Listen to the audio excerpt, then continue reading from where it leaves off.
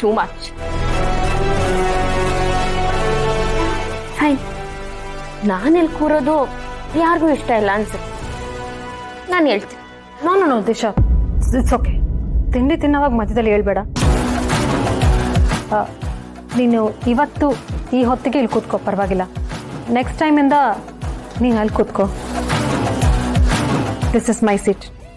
Okay.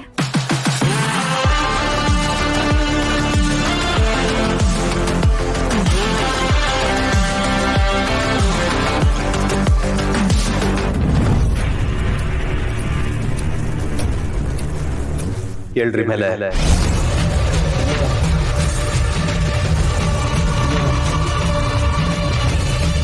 ನಾನಾ? ನೀವೇ ಎದ್ದೇಳಿ.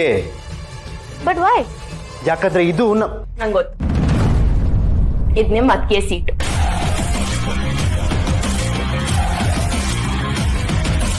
ಬಟ್ ಇದೇನ್ ಮಹಾರಾಷ್ಟ್ರದ್ದು ಮುಖ್ಯಮಂತ್ರಿ ಸೀಟ ಅಲ್ಲ ಅಲ್ವಾ ಚಿರಾಗ್?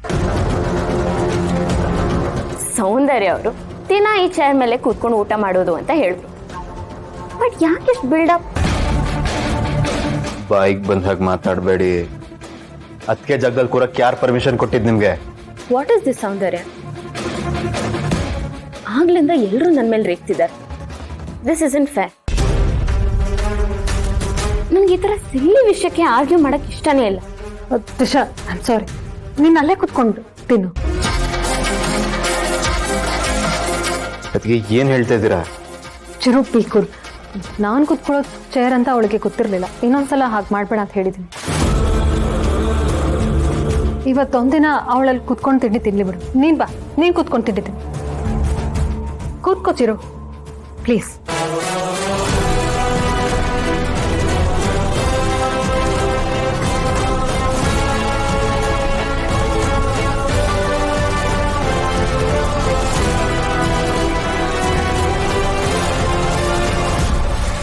ದಿಶಾ, ಹೇಳಿ ಚಿಕ್ಕಮಾವ.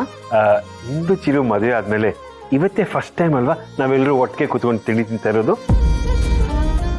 ಟ್ರೂ, ಬಟ್ ದಿನ ಹಿಂಗೆ ಒಟ್ಟಿಗೆ ಕೂತ್ಕೊಂಡು ಊಟ ತಿಂಡಿ ಮಾಡ್ಬೇಕು ಅನ್ನೋದೇ ನನ್ನ ಆಸೆ. Why not? ವೈ ನಾಟ್ ಅಲ್ವಾ ಚಿರು?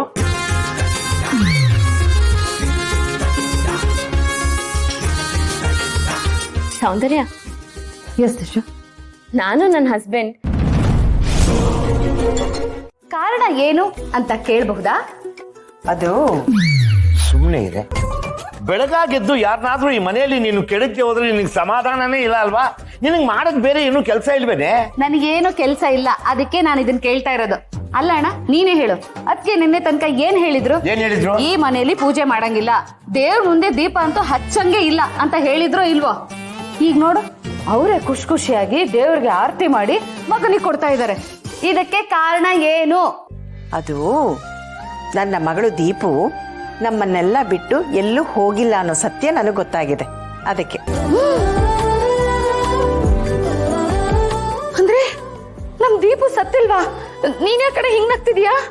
ತೊಡೆ, ಒತ್ಸಲಿಂಗೆ ದೀಪ ಇಲ್ಲ ಅನ್ನೋ ನೋವಿಗಿಂತ ದಿಶಿನಲ್ಲೇ ಅವಳು ದೀಪನ್ನ ಕಾಣ್ತಾ ಇದ್ದಾಳೆ.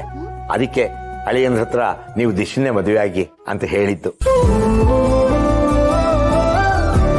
ನಮ್ಮ ಪುಟ್ಟಿ ನಮ್ಮನ್ನು ಬಿಟ್ಟು ಎಲ್ಲೂ ಹೋಗಿಲ್ಲ, ಸುತ್ತಮುತ್ತನೇ ಇದ್ದಾಳೆ. ಹೌದು ಮಗನೇ, ನೀನು ಹೇಳ್ದಾಗೆ ನಮ್ಮ ದೀಪು ನಮ್ಮನ್ನ ಬಿಟ್ಟು ಎಲ್ಲೂ ಹೋಗಿಲ್ಲ. ನೋಡ ನರಸಿಂಹ, ಇವತ್ತು ನೀನು ದೈಹಿಕ ತರಬೇತಿಗೆ ಅಂತ ಹೋಗ್ತಾ ಇದೀಯಾ. ನಮ್ ದೀಪು ಎಲ್ಲೇ ಇರ್ಲಿ ಒಳ್ಳೇದಾಗ್ಲಿ ಅಂತಾನೆ ಹರಿಸ್ತಾಳೆ. ಈಗ ಅವಳ ಬಗ್ಗೆ ನೀನು ಯೋಚನೆ ಮಾಡೋದ್ ಬಿಟ್ಟು ನಿನ್ನ ಗುರಿ ಏನಿದೆ ಅದ್ರ ಬಗ್ಗೆ ಯೋಚನೆ ಮಾಡು. ಇವತ್ತು ನೋಡೋ, ಎಲ್ಲೇ ಹೋಗು ಏನೇ ಆಗ್ಲಿ ನೀನು ಕೋಪ ಮಾಡ್ಕೊಂಡು ಸಮಸ್ಯೆ ತಂದ್ಕೋಬೇಡ.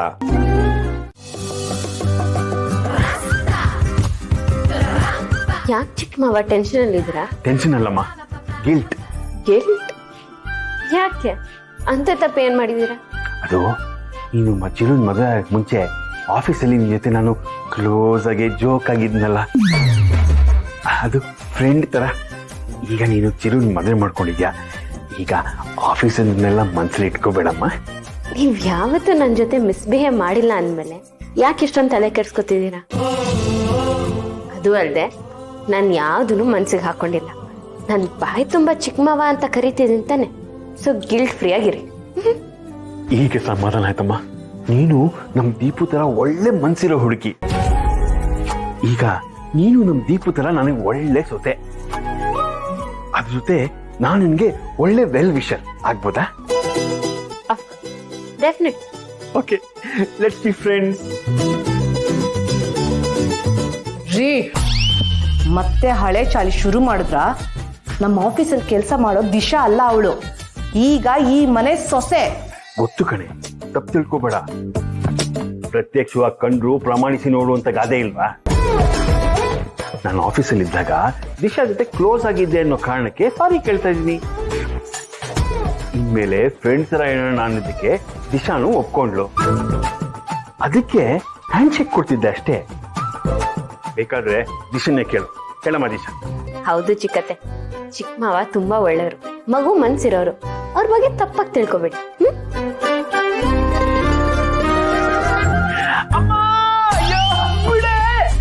ಅಪ್ಪನ್ನು ಕರೀರಿ, ಅವ್ರ ಮುಂದೆನೋ ನಿಮ್ ಬಂಡವಾಳನ ಬಯಲು ಮಾಡ್ತೀನಿ. ಏನೇನು ಯಾವಾಗ್ಲೂ ತಪ್ಪು ತಿಳ್ಕೊಳ್ತಾ ಇರ್ತೀಯಲ್ಲ ನನ್ನ.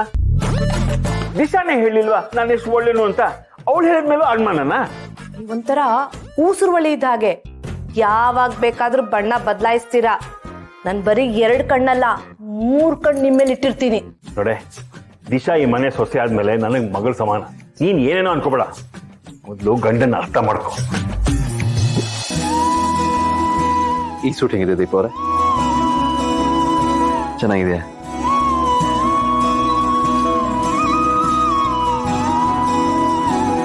ಇದು ಚೆನ್ನಾಗಿದ್ಯಾ ಅಥವಾ